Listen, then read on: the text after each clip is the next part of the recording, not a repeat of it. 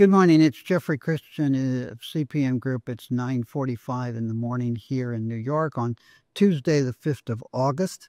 I want to talk about the fundamentally unworkable Treasury gold price reset theory. We're hearing a lot about that in the market, and I want to talk about that. But first, let's talk about the markets. Gold prices, when we were preparing this half an hour ago, were around $3,406. They've risen a little bit more since then, and it's $3,432. Gold prices have been trading, they did come down and test that 3,300 level. They bounced back. Again, it's the economic and political environment that is causing a lot of investors to be very much nervous about their own personal wealth, as well as the well-being of their nation, their banks, their world. And you're seeing strong investment demand for gold, which is keeping the price higher. And we continue to expect higher gold prices over the course of this year into next year, because we don't see those political and economic factors changing. I do want to show you some numbers about this. You'll notice in this chart that we're using the December COMEX price. That's the nearby active contract. And if you look at the futures contracts deliveries, we saw 1.75 million ounces of contract deliveries in the first 2 delivery days. It's up to 2 million ounces over the first 4 trading days of the August delivery month. So it's pretty much behind us. In terms of open interest, the August contract now only has 314,000 ounces of open interest left. October, which is an active month, is about 6.9 million ounces, but most of the open interest that was in August, if you go back to early July, you had about 34 million ounces of open interest in the August contract.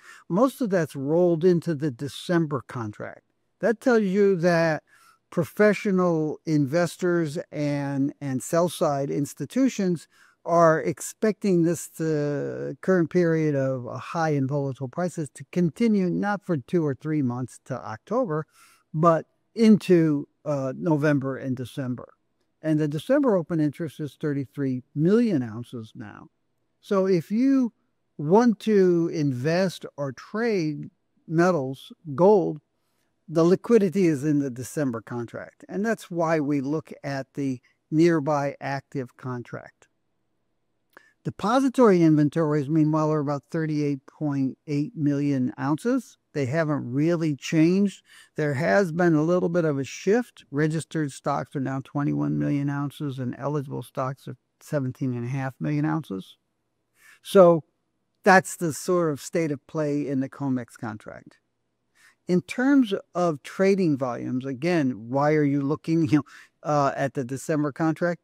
56,000 ounces of trading volume yesterday. In the August contract, 458,000 ounces in the October contract, but 5.98 million ounces in the December contract. Again, if you want to get trades off and you're looking for the liquidity, you're looking at the December contract. So that's why we're looking at the December contract now. Silver prices have lagged gold a little bit in the recent days. They did come off, as did gold. They did fall below $37. They're trading around either side of $37 the last couple days. The price was $37.43 when we were preparing this. It's $37.59 as I speak. And again, the same dynamics, investment demand, worried about the state of the world, worried about one's own personal economic and social well-being. You're buying silver. And that's keeping the price high and likely to move it higher. Now, I wanted to show you a couple of these charts. These are our medium-term silver buy and sell recommendations going back to when we started keeping track in December 1980. And this only goes through December 24 because we haven't changed our view. And we tend not to pay a lot of attention to these things, but sometimes people ask. And I show it to you because, we have a lot of wags who will say, oh, well, CPM Group's always bearish. Yeah, we actually, from an intermediate term perspective, recommended buying silver in 2019, and we haven't removed that. So those people who think that we're always bearish and telling people not to buy silver, they're just ignorant about what they're talking about. Yeah, and we had a wag in the comments earlier. He said, so and so knows so much more about silver than CPM Group and Jeff Christian. And, it's interesting because I thought about it. Well, that guy that he's talking about was really a silver promoter, a silver mining stock promoter. He was saying that we're running out of silver back in 2021. He was saying that the silver price would go over $100, maybe up to $750 in 2021. He was saying that mining companies can't expand production in 2021. He was saying that the COMEX manipulation cartel would collapse in 2021. And he's been wrong, and I've been right. So you can think that he knows more about silver than I do. But again, your thinking might just be skewed. Since I threw the silver in, I've thrown in the gold and platinum recommendations. And again, here you can see it. We actually recommended gold in 2013, I think it was, or 2014. We were a little bit early because the price moved sideways for about 4 or 5 years. When we issued that sell recommendation in January of 2012, we said we thought that the gold price would probably go into a cyclical decline in a secular bull market, and that cyclical decline could last 3 to 5 years. The decline actually went from 2012 to about 2016, so that was 4 years, pretty much close on. And then the price consolidated from 2015, 2016 into 2019. So again, for all those people who like to say how CPM Group was always talking trash and telling people not to buy gold, you really ought to know what you're talking about before you talk about it. Platinum prices have been coming off. They're down to $1,319 as of yesterday. Or as of today. I'm sorry, this is not August 4th, it's August 5th. They are off from $1,504 a couple weeks ago. They seem to be deflating and heading back toward that range that we saw, $900 to $1,100. That range has lasted not just January of 2024, but as you can see on the right-hand side, that range basically has held constant since about 2015. And our expectation is that the price of platinum will deflate, that we saw a round of speculative buying and inventory buying in June and July, which took the price out of that range, and that speculative buying is deflating as people realize that maybe they shouldn't listen to marketing groups to get their market views. They should listen to real research groups that are not paid to promote and convince investors to buy platinum. And here's our platinum buy and sell recommendations. Again, since 1980, we issued a sell recommendation around 2012, and we issued a buy recommendation in 2020, which we had said that we thought the price would probably trade between $900 and $1,100, and it did spike up above that, and it's come back down, and now it's spiking up again. I don't know that we've published those long-term track record for palladium, so I don't have that chart. Palladium prices had come down. They were trading again between $800, $900 on the low end and $1,100 on the high end. They spiked up in June and July, perhaps in response to the rise in platinum prices. They got over $1,350, and now they've come back off. As of this morning, they were $1,189 an ounce. Now, the flawed thinking about Treasury resetting the gold price. And I talked about the idea of resetting the gold price a few weeks ago, and I made the point that a group cannot unilaterally do that. If you go back to 1971, the gold price was set under Bretton Woods at $35.20 or something like that. And in 1971, the U.S. government said, we're not going to sell gold from our Treasury stocks at $35.20 anymore. And they closed the gold window.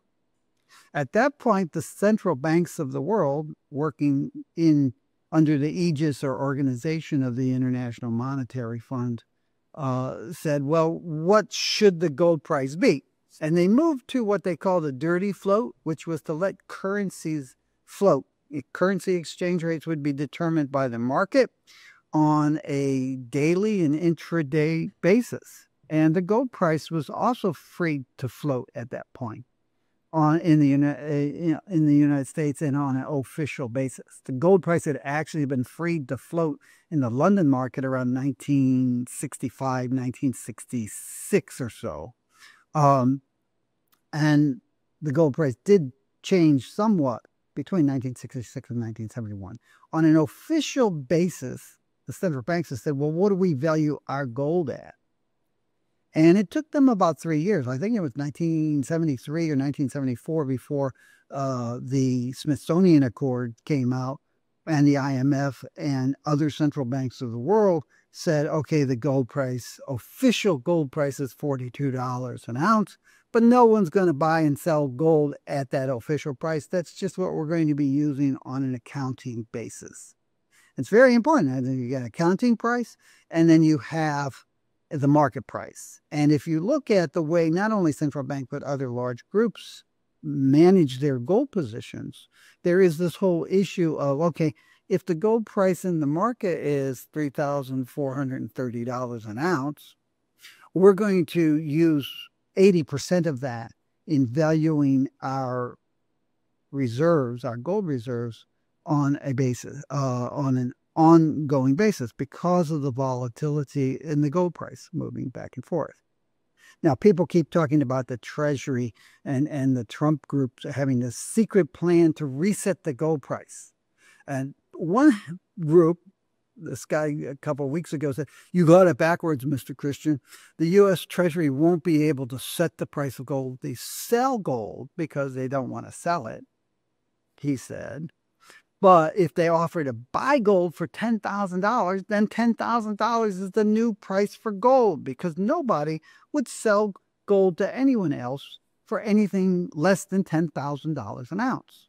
And they wouldn't have to buy a lot, because once they reset the gold price at $10,000, that's the gold price. Well, markets don't work that way. So let's think this through. Let's say that the Treasury says, we're going to buy gold at $10,000 an ounce. The market price, when I wrote this, was $3,450. It's $3,430. Some people, no one has 261 million ounces, but let's say that the Treasury says that we're going to buy $100 million worth of gold. The first thing is the Treasury doesn't have $100 million to buy gold. They'd have to borrow the gold, the money to buy the gold, which would put pressure on the U.S. dollar and U.S. interest rates. So given that they are a debtor government, Treasury doesn't have the money to buy the gold. But let's say they borrow the gold. They borrow the money, they print the money, they say we're going to buy gold at $10,000. And maybe we're going to buy $100 million worth, and that'll reset the gold price. No one has 261 million ounces. Someone would go into the market, $3,450, the price starts rising, right? People start buying gold at $3,450, $3,480, $4,000, until they have enough gold to sell to the Treasury at $10,000. At some point, the Treasury says, this is killing us. We're borrowing all this money to buy gold, and we already had 261 million ounces, so we're going to stop. As soon as they stop, the price falls back to a real, reasonable market price, and it ain't $10,000. The $10,000, the Treasury's gold would not cover its debt, by the way. I'll get to that in my next comment. So it just doesn't make sense. Markets don't work that way. You would basically be in a process of bankrupting your government by borrowing more money, printing more money, going further into debt to try to artificially stimulate the price to a higher level.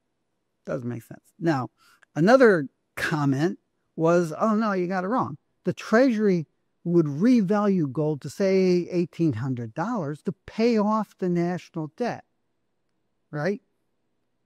So you would then be saying, okay, the Treasury has 261 million ounces. The annual volume of newly refined gold entering the market and being used by fabricators and jewelers and bought by investors is about 130 million ounces a year. So you've got, like 2 years worth of gold that the U.S. Treasury is going to sell, and they're going to offer to sell it at $18,000 an ounce to pay off the debt. Well, there's several flaws with this. First off, no one would buy it at that price. The price is $3,430. Why would you pay $18,000 for a product that is $3,430 an ounce?